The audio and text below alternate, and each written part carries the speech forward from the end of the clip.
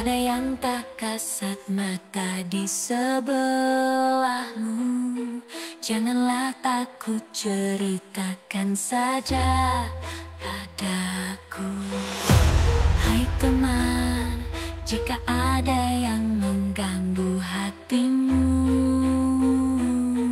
aku di sini untukmu karena aku teman ceritamu. Jangan ragu, asalkan ini ceritamu, bukan ceritaku.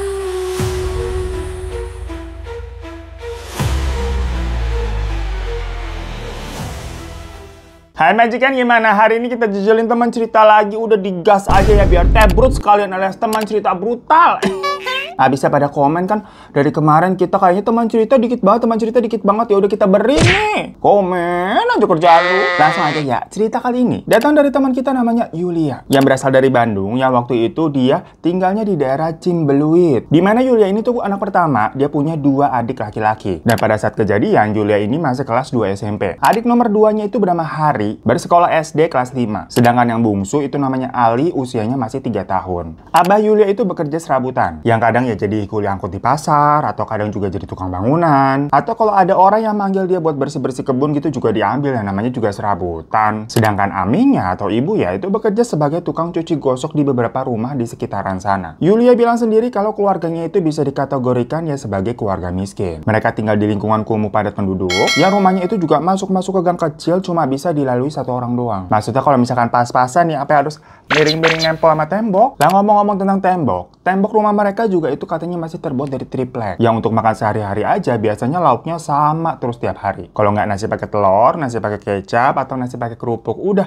itu aja. Jarang banget mereka merasakan yang namanya daging kalau nggak ada yang ngasih, ataupun misalkan kayak lagi bulan Idul Adha gitu ya. Ya awalnya pokoknya Yulia nih sebagai anak pertama, selain fokus belajar supaya selalu bisa mendapatkan beasiswa, biasanya dulu nih jadwalnya kalau pagi ya dia kan ke sekolah tuh sampai sekitar jam 1 siang. Habis itu dia harus langsung pulang untuk ngurusin adik-adiknya di rumah karena Amih baru tuh pergi cuci gosok. Nanti Amihnya itu pulang maghrib, dan setelah itu baru si Yulia ngerjain PR, belajar, dan sebagainya. Nah, sementara kalau Abah ini tuh nggak tentu kerjaannya, karena kan serabutannya tuh beda-beda ya. Dan wataknya Abah sendiri katanya orangnya keras dan galak, gengs. Biasanya Amih sama Abah nih suka berantem, perkara Abah itu suka ngabisin uang untuk beli rokok. Padahal uang sebungkus rokok itu kan bisa dibelikan untuk apa ya, lauk pauk selama 2-3 hari, lumayan. Namun walaupun Abahnya nih tipe-tipe suami galak, Amihnya ini juga tipe-tipe cewek yang tegas, yang suka ngelawan gitu, bukannya jadi takutan macam jadi kayak istri penurut gitu, enggak. Jadinya sama-sama keras nih, keras ketemu keras ya ribut terus. Namun hal tersebut udah jadi semacam apa ya, pemandangan sehari-hari aja buat Yulia dan adik-adiknya. Tetangga mereka pun ya juga tahu, karena kan tembok rumah mereka dari triplek, jadi kalau berantem ya kedengeran banget. Dan kebetulan di lingkungannya itu juga banyak orang-orang yang bisa dibilang apa ya, temperamental. Kalau ngomong suka teriak-teriak, misalkan kayak macam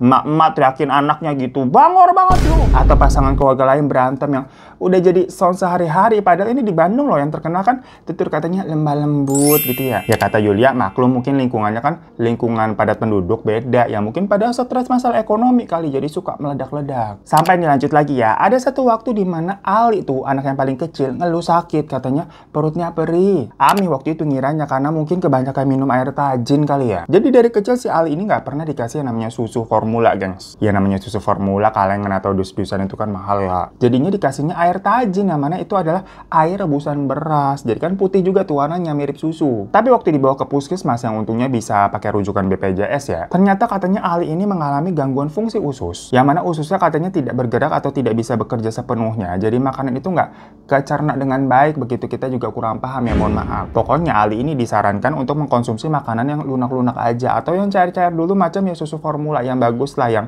adalah satu merek gitu buat pengganti makan. Tapi lagi-lagi mahal dong. Pokoknya dibilang ya nggak boleh air tajin, karena air tajin nggak ada gizinya. Ya kalau berobat kan untungnya bisa pakai BPJS memang, tapi kalau untuk beli makanan yang bergizi seperti itu, apalagi susu, kagak bisa dong pakai BPJS. Dan karena hal ini lagi-lagi Amih sama Abah itu berantem. Karena si Abah ini merasa kayak mungkin udah capek dengan hidup susah, kayak ada aja gitu masalahnya, ada aja cobaannya. Nah semenjak itu pokoknya Abah sama Amih ini lebih sering lembur, pulangnya jadi semakin malam nyari uang tambahan biar si Ali ini bisa sehat lagi. Bahkan beberapa kali abahnya itu katanya sampai nggak pulang, gengs. Dibilang ngikut bantu-bantu jadi kenek bis malam antar daerah begitu pokoknya. Yulia inget banget waktu itu pas dia mau berangkat sekolah, abahnya nih baru pulang ke rumah tuh pagi-pagi kan. Setelah sebelumnya tuh udah nggak pulang 2 hari. Jadi abahnya tau-tau pulang langsung tidur di kamar. Nah karena si abah ini kan berarti udah ada di rumah nih dari pagi. Jadi Ami itu langsung ngambil kerjaan tambahan tuh nyuci gosok di rumah orang dari pagi juga. Biasanya kan siangnya nunggu Yulia pulang dulu buat jagain Ali. Mumpung ada abah di rumah ya udahlah.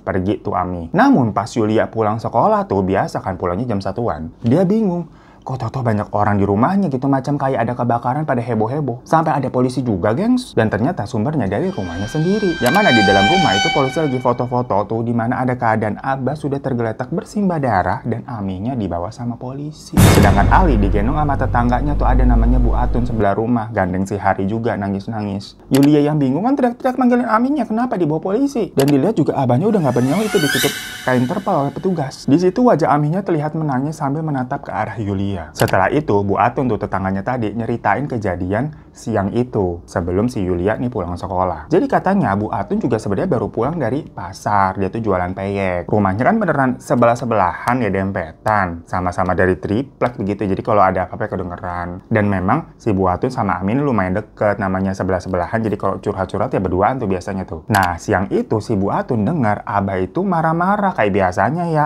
Dikirain Bu Atun ya udah kayak hari-hari. Yang jelas Bu Atun nih dengar kalau si Abah itu bilang Ali ini anak pembawa sial, tukang ngabisin duit ya segala macam lah. Dan Ami kayak balas teriak-teriak kayak, tega kamu, kenapa nggak saya aja, kenapa harus Ali? Cuma di situ ya Bu Atun nggak paham apa yang sebenarnya terjadi. Dia baru pulang dengernya udah lagi begitu-gitu aja. Ya dikira kan permasalahan rumah tangga. Ali kan tahu tuh emang sakit, butuh biaya. Sampai ada suara-suara kayak piring-piring dipecahin segala macam tuh, baru di situ Bu Atun kayak takut ada apa-apa. Dan pas dia keluar ternyata tetangga-tetangga lain juga udah pada kepo begitu kan. Soalnya suaranya beneran kedengeran kemana-mana. Gak lama si Hari ini masih SD pulang ke rumah tuh. Dan gak lama terdengar suaranya dia nangis-nangis sambil teriak-teriak, disusul suara teriakan dari abahnya. Ya makanya di situ Bu Atun langsung masuk ke dalam ngecek. Dan terlihat Ami ini sudah kayak diem berdiri dengan rambut acak-acakan dan di tangannya tuh masih megang pisau dapur yang berlumuran darah. Sementara Abah sudah terkapar di dapur. Dan dari situ tetangga pada lapor polisi dan habis itu ya Yulia kan pulang ngeliat ibunya diamanin tuh. Beberapa hari setelahnya Yulia dan kedua adiknya itu tinggal di rumah Bu Atun. Karena rumahnya Yulia ya lagi menjadi lokasi TKP nih, nggak boleh dimasukin. Dan Yulia pun juga jadinya cuti sekolah karena kasus ini. Beberapa kali Yulia diminta keterangan sama polisi. Namun yang membuat Yulia sedih itu dia tidak diperbolehkan untuk menjenguk Ami karena harus mendapatkan kayak semacam surat izin berkunjung dulu. Perkara Aminya ini masih dalam proses investigasi penyelidikan lah kala itu. Pokoknya yang Yulia tahu, Amihnya ini tuh berada di rutan atau rumah tahanan perempuan. Ya pokoknya Yulia bener-bener sedih dan shock banget waktu itu. Dia nggak ngerti harus ngapain. Singkat cerita, sampai akhirnya Yulia ini tuh bisa jenguk Amih, gengs. Pertemuan pertama kalinya Yulia dan Amihnya ini semenjak masuk penjara ya, tentunya Yulia langsung nangis-nangis. Dia bertanya kan kayak, apa yang terjadi Mi? Tapi Amih ini cuma bilang kayak, jangan pikirin Amih di sini. Kamu harus kuat bukan untuk Amih, tapi untuk diri kamu sendiri dan adik-adik kamu. Amih titip Hari sama Ali ya teh. Yang sayangnya pertemuan mereka memang hanya bisa berlangsung selama 30 menit aja. Karena setelah itu waktunya habis, Amih dibawa lagi ke dalam dan Yulia ya harus pulang. Singkat cerita lagi setelah 2 minggu, Yulia sama adik-adiknya tinggal di tempatnya Bu Atun. Mereka akhirnya bisa kembali ke rumahnya lagi karena udah selesai tuh, udah nggak dijadiin TKP. Walaupun Bu Atun bilang nggak apa-apa tinggal sama dia untuk sementara, tapi Yulia nggak mau lah, nggak enak. Karena Bu Atun ini kan juga bukan orang berada, yang jatuhnya nanti malah takut merepotkan gitu loh. Nah malam pertama saat mereka tidur di rumah mereka lagi, tahu-tahu si Hari ini tuh terbangun sambil nangis-nangis bangunin Yulia. Haris tuh bilang katanya di dapur tuh ada Abah yang lagi marah. Dimana kan Abah terakhir kali memang tergeletak di daerah dapur. Namun di situ Yulia nggak ngeliat ada apa-apaan, tapi dia mencium bau amis yang menyelimuti rumah mereka. Yang Yulia kira itu mungkin apa ya, bau bangkai tikus atau ada hewan lain, dan menyuruh Hari untuk kembali tidur aja. Ini intermezzo dikit nggak apa-apa ya majikan ya. Karena kan lagi ngomongin bau-bauan jadi kita ke-trigger gitu. Sekalian mau ngomongin ini nih. Holy Grail DIY Kit. Dimana dalam satu box ini udah disediain semuanya gengs buat kita racik-racik cosplay jadi peracik parfum gitu. Seru banget sumpah. Harganya segini nih, cuma 90.000 udah dapat sebanyak ini. Kalau kalian sering ngeliat Instagram kita ya, pas sudah tahu kita demen banget yang namanya ngeracik parfum dari Holy Grail ini. Salah satunya ini nih, parfum masterpiece yang pernah kuciptakan dari Holy Grail Kit ini bener-bener enak mampus dan awet banget juga. Nah makanya sekarang kita mau ngebuat di versi roll-on-nya nih. Yuk kita buat sekarang yuk. Jadi di sini udah ada 8 wangi oil yang tersedia, geng, sama berbagai medianya juga. Tinggal kalian campurin aja base campurannya nih dan masukin pilihan oil-oil wangi sesuai selera kalian. Ini gue udah pilih 3 ya. Bener-bener racik suka-suka aja, udah seru banget. Nih ya, gengs, kita coba di sini. Aduh. Enak banget sumpah. Berasa parfum jutaan, gengs. Ini gue jualin pasti laku nih. Seru banget sumpah. Jadi kalian bisa bikin parfum sesuai wangi kesukaan kalian. Bener-bener parfum yang personal nih kayak gini yang gak bakalan sama orang lain. Jatuhnya juga kalian pasti suka. Gak mungkin gak suka lah. Kan kalian yang nyampur-nyampur sendiri tadi sesuai selera. Jadi langsung aja check out. Infonya pokoknya ada di deskripsi di bawah. Lanjut ya. Pagi harinya si Yulia ini berniat untuk mulai sekolah lagi. Karena kemarin Bu Atun juga emang nyuruh buat Yulia, kamu sekolah lagi sana. Nanti Hari sama Ali dititipin aja ke Bu Atun. Sebagai gantinya, Bu Atun itu kan jualan peyek ya. Dititip biasa di warung-warung tuh di pasar. Nah, jadi hari itu Yulia tuh yang bawain peyek-peyeknya Bu Atun ke warung-warung di pasar dulu sebelum berangkat sekolah. Habis itu sisanya juga dibawain dia jualan tuh ke sekolahnya. Tapi ternyata di sekolah Yulia ini mendapatkan sebuah perlakuan yang gak enak, gengs. Ada nih katanya temennya namanya Yati beli peyeknya. Terus pas si Yati makan dia langsung lepeh di depan orang-orang terus pura-pura pingsan. Habis itu dia bangun ketawa-ketawa bilang, hati-hati sama peyeknya Yulia, nanti bisa ikutan mati kayak abahnya. Sampai-sampai si Yulia jadi bulan-bulanan anak-anak di sekolah. Bener-bener yang namanya Yati ya bikin kesel. Awas lu Yati, ada tandain lu. Dan karena itu habisnya gengs, Yulia nggak mau sekolah lagi karena kan dikata-katain sampai dikatain anak membunuh katanya gitu. Ya tapi alasan selain itu adalah ya dia kan juga harus kerja ya. Yulia pada saat itu masih berumur 14 tahun, berpikiran logis karena gimana pun juga dia sama adiknya nih butuh makan untuk bertahan hidup. Lah kalau nggak uangnya dari mana? Abah udah nggak ada, Amihnya di penjara. Akhirnya dia nerusin kerjaan Amihnya tuh di rumah orang-orang yang dulu emang tempat si Amihnya nyuci gosok. Cuma ya Yulia sempat diomelin mulu perkara dibilang kerjanya lelet. Malah ada satu baju yang drama tuh nggak sengaja kelunturan. Tapi ya Yulia terima aja, diam aja dimarahin gitu karena dia butuh uang. Apalagi karena dianggap masih kecil ya, gajinya itu juga lebih kecil dari Amihnya. Dibilang soalnya kayak kurang bersih lah, kurang cekatan lah. Ya di umurnya segitu Yulia nggak tahu harus kerja apa soalnya. Apalagi diakui memang kerjanya buru-buru perkara masih harus ngurus kedua adiknya tuh di rumah. Dia kan nggak bisa terus-terusan nitip dua adiknya itu ke Bu Atun. Karena Bu Atun pun ya harus berangkat ke pasar kan, nitip peyek-peyek segala macem. Alhasil ya si Hari tuh yang masih berusia 6 tahunan jagain Ali. Berduaan aja mereka tuh anak kecil di rumah. Yang tentunya Yulia jadi suka kepikiran kalau ninggalin mereka. Makanya dia kalau kerja suka cepet-cepet dan hasilnya ya nggak beres. Pernah nih pas pulang-pulang si Yulia ternyata ngeliat Hari sama Ali lagi nungguin dia di luar rumah tempat si Yulia cuci gosok. Pas ditanya kayak kenapa kesini, si Hari bilang katanya di rumah ada Abah, dia takut. Cuma Yulia pada saat itu tuh banyak banget hal yang ada di pundaknya ya, nggak ada waktu buat ngeladenin kayak semacam dibilang hayalan anak kecil lah. Jadinya Yulia nggak dengerin omongannya Hari. Sampai di mana keadaannya si Ali nih tahu-tahu demam panas tuh. Pas dibawa ke puskesmas dia ditolak karena kan harus ada wali atau semacam ya BPJS segala macam. Biasanya kan punyanya Ami. Lah gimana caranya abahnya udah nggak ada, Aminya juga lagi di penjara? Yang mana sama pihak puskesmas tetap tidak diproses, gengs. Yulia cuma bisa lemes aja kebingungan tuh duduk di lobi gitu kan sambil gendong Ali, terus ada Hari di sebelah. Untungnya ada orang baik nih yang sampai sekarang katanya Yulia nggak akan pernah lupa. Pokoknya di sana ada pasangan suami istri yang mana mereka emang lagi check up gitu, istrinya lagi hamil. Mungkin ngelihat Yulia ini nangis, jadinya ditanya, kenapa deh? Ya akhirnya Yulia cerita kan. Akhirnya sama pasangan ini semuanya diurusin tuh, dibayarin, bayar pribadi. Dan dokter bilang kalau keadaannya Ali ini memang harus diperhatikan lagi karena berat badannya udah di bawah normal. Ya Yulia kan terus serang ya kalau dia memang nggak ngasih susu, nggak bisa beli susu yang direkomendasikan waktu itu. Dan si pasangan muda ini lagi-lagi baik banget ngasih susu, gengs, beliin 2 kaleng. Sampai Yulia bilang buat nebusnya dia bisa kerja apa aja buat bantu-bantu. Tapi kata pasangan itu nggak usah, udah nggak apa-apa. Makanya kata Yulia nih, setelah itu kan soalnya nggak pernah ketemu lagi si Yulia sama mereka. Yulia doakan kalau segala kebaikannya dibalas sama Tuhan. Amin ya. Sehat-sehat terus orang baik. Ya udah hari itu Yulia seneng banget dia pulang ke rumah. Seakan-akan satu masalahnya ini udah terselesaikan sementara. Namun keceriaan Yulia kala itu tuh berbanding terbalik sama si Hari yang langsung kayak orang ketakutan pada saat masuk rumah. Pas Yulia tanya, lagi-lagi si Hari bilang kalau ada Abah di dapur berdarah-darah ngeliatin. Tapi Yulia langsung bilang ke Hari untuk udah nggak usah bahas Abah lagi. Abah itu udah nggak ada. Sekarang nih hanya tinggal kita bertiga. Dan pas Yulia ngomong begitu ya, tahu-tahu nih panci sama barang-barang yang ada di dapur jatuh semua. Prang. Ya kaget banget Yulia. Hari langsung lari tuh masuk ke kamar. Sementara Ali nangis di gendongannya Yulia. Ya akhirnya Yulia naruh Ali itu di kamar bareng Haris, terus dia ke dapur tuh beresin barang-barang. Pas dia lagi mungutin panci-panci itu sama yang lainnya, tahu-tahu ada suara Abah yang ngomong, anjing buang aja. Di situ Yulia langsung merinding dan pas nengok ke belakang ya nggak ada siapa-siapa. Tapi tadi jelas banget suaranya. Yulia langsung ngibrit lari ikut ke kamar. Besoknya Yulia jenguk lagi Aminya tuh ke rutan, tapi dia nggak bilang ke Hari karena takutnya kalau bilang pasti mau ikut ya repot lah. Ketika sampai di sana Yulia berusaha untuk menahan nangisnya tapi ya nggak bisa. Tangisannya tuh otomatis sudah banjir lah. Amih bilang supaya Yulia yang kuat ya, dan Amih juga bilang makasih karena Yulia udah jadi anak yang baik, udah ngurusin adik-adiknya dan minta maaf juga karena udah nyusahin Yulia. Tapi tahu-tahu Aminya ini kayak terdiam, matanya melotot dan mengarah ke belakang Yulia. Cuma pas Yulia nengok gak ada siapa-siapa. Aminya terlihat nih kayak gemetar menahan amarah sampai tahu-tahu dia teriak, "Jangan ganggu anak-anak, pergi sana kamu ke neraka, jangan ganggu, pergi." Ya Yulia kaget lah, tahu-tahu kok Aminya marah-marah begitu. Dan petugas pun langsung datang membawa Ami ke dalam karena dianggapnya ya tidak kooperatif, membahayakan. Yulia benar-benar nggak ngerti apa yang terjadi.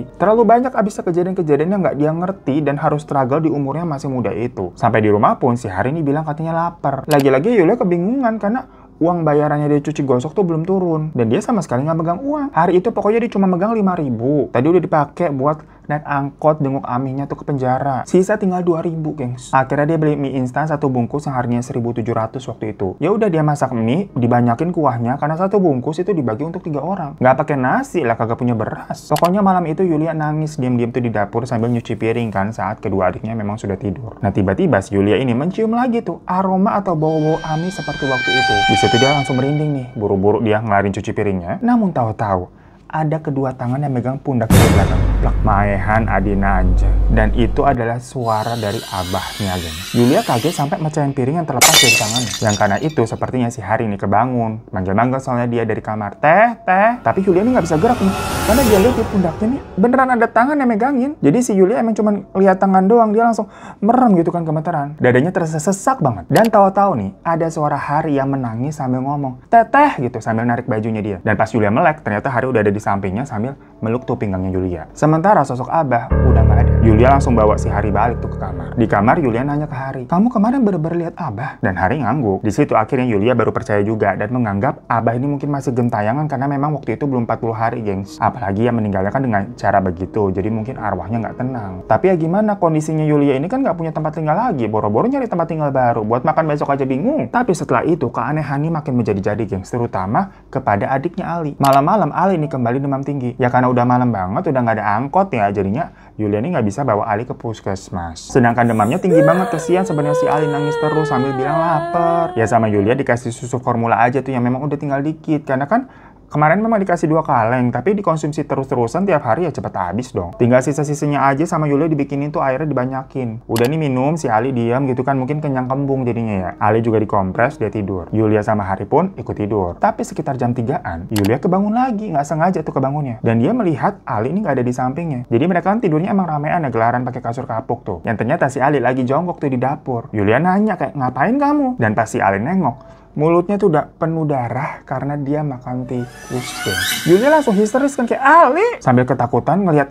tikus yang udah kekoyok tuh di tangannya Ali. Dan di situ si Ali melotot, nengir dengan gigi yang merah penuh darah tikus. Hari juga akhirnya kebangun karena si Yulia kan teriak tadi tuh. Dia melihat Ali begitu ya ketakutan. Yulia langsung narik Ali ke kamar mandi, digosokin tuh, gosok gigi, dibersihin segala macam kan. Bajunya juga dilepas karena ada sisa-sisa darah tikus. Namun Ali diem aja di situ. Yulia yang marah-marah sambil bilang, "Ali kalau lapar jangan makan itu, nanti kamu tambah sakit." Tapi tetap aja tuh Ali diem aja. Sampai tahu-tahu si Ali ngomong, "Beli rokok." Yulia langsung terdiam kayak, "Hah? Beli rokok?" Yang biasanya suruh Yulia beli rokok kan si Abah.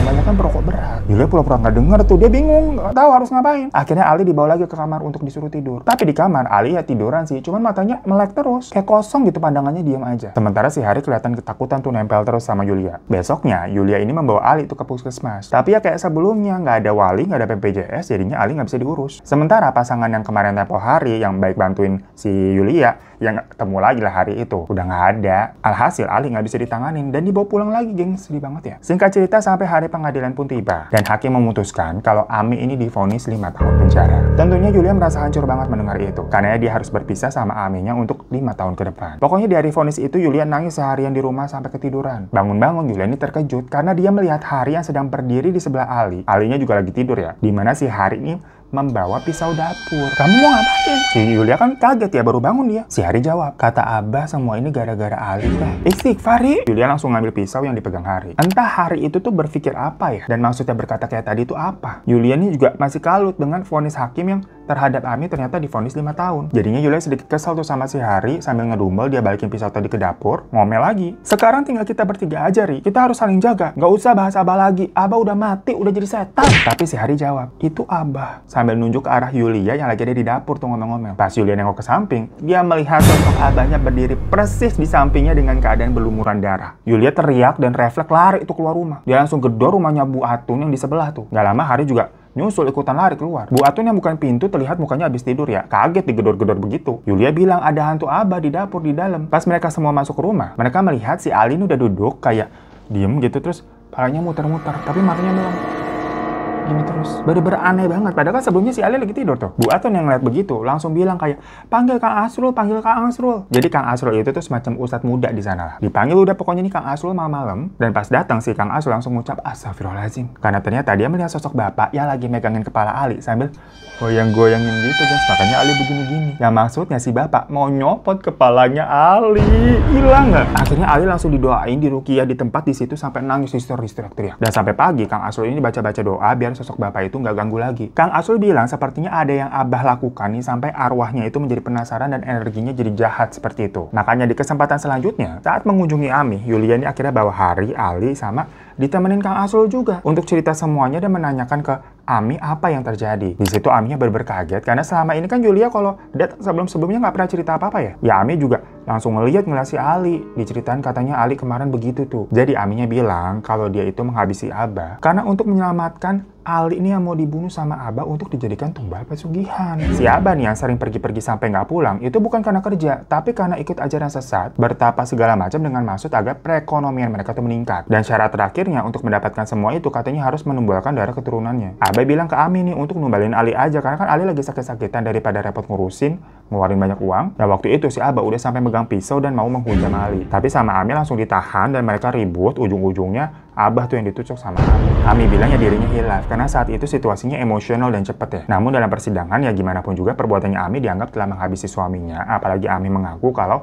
sosok Abah itu tuh kayak katanya suka menghantui di penjara. Jadi dikira Ami sosok Abah hanya menghantui dia aja, bukan menghantui anak-anak. Karena kan yang ngebunuh Abah Ami ya. Yulia nggak pernah cerita sebelum-sebelumnya sih. Dan karena itu Ami disangka kewarasannya terganggu, makanya sampai divonis 5 tahun juga dinyatakan bersalah. Akhirnya Kang Asrul ngasih semacam kayak ada buku kecil gitu bacaan doa-doa sama ngasih Al-Quran yang ada terjemahannya biar gampang untuk dibaca. Biar Ami disuruh perbanyak doa dan ibadah juga untuk melindungi diri dari ya hal yang jahat. Yulia pun juga sama, disuruh rajin ibadah dan beberapa kali Kang Asrul ini masih suka mantau meruqyah Ali agar sosok Abah tuh nggak datang-datang atau nggak bisa ganggu lagi. Setelah itu alhamdulillahnya gangguan berkurang. Namun yang masalah keuangan belum selesai. Yang mana selama hampir 5 tahun Ami di penjara, Yulia dan kedua adiknya struggle dengan kehidupan mereka, gengs. Hari juga sampai akhirnya ngamen di jalan berduaan tuh sama Ali. Putus sekolah si Hari juga. Dimana kali itu yang mengusik mereka bukan lagi masalah mistis, namun ya ekonominya lebih horor. Pernah beberapa hari mereka sampai nggak makan atau seperti biasa satu makan satu mie instan dibagi 3. Akhirnya ada hari di mana Ami dibebaskan. Kebetulan Ami juga waktu itu dapat remisi 6 bulan ya, jadi lebih cepat dibebaskannya. Mereka semua akhirnya bisa kumpul lagi. Dan hal pertama yang dilakukan Ami adalah mengunjungi makam Abah untuk meminta maaf. Karena gimana pun juga Abah adalah ayah dari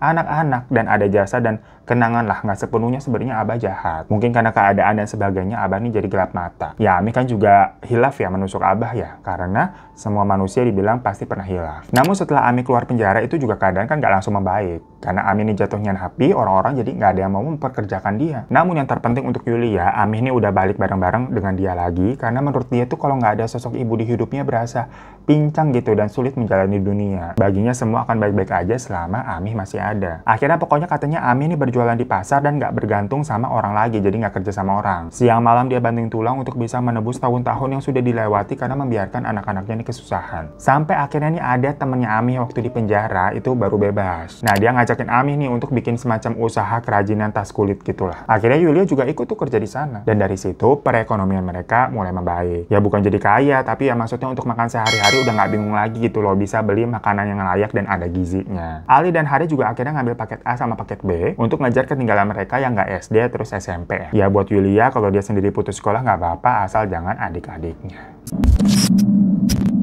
So itu kan cerita dari Yulia tentang beratnya dia menjalani kehidupan karena dihajar sama hal-hal mistis sama keadaan juga. Yulia bilang setelah Kang Asrul beberapa kali meruqyah, itu sosok Abah bener-bener udah nggak ganggu lagi. Dimana katanya Abah kan sempat ganggu itu karena dia gagal menumbalkan darah dagingnya. Jadi di alam sana tuh dia terancam diambil. Makanya dalam 100 hari Abah ini berusaha untuk ngambil Ali yang istilahnya kayak ngajak orang gitu loh. Kalau orang meninggal kan kayak suka ngajak. Tapi karena akhirnya Kang Asrul ini meruqyah dan memberikan doa-doa, Abah jadinya tetap tidak berhasil tuh, dan dialah yang ditarik untuk menjadi tumbalnya, makanya ya udah hilang, gak ganggu lagi. Hal itu pun yang membuat Ami nyekar ke makamnya Abah untuk mendoakan, karena kata Kang Asrul yang bisa menyelamatkan seseorang yang sudah mati itu selain amal perbuatannya sendiri ya. Selain itu adalah bisa dengan doa-doa dari istri dan anak yang soleh yang masih hidup. Ya untuk Julia sekarang yang penting dia bisa kumpul dengan adik-adiknya sama Ami juga, dan terus menjalani hidup ini aja udah. Sekarang Julia sama Ami masih kerja di tempat pembuatan tas itu ya, semacam kayak pabrik rumahan. Yang penting ada pemasukan tiap bulan lah katanya. Terima kasih banyak Julia untuk ceritanya, dan terima kasih juga untuk teman-teman udah nonton. Kalau mau kirim cerita boleh ke email ini, dan sampai jumpa lagi di teman cerita selanjutnya. Assalamualaikum warahmatullahi wabarakatuh. Janganlah takut, ceritakan padaku, karena kamu teman cerita.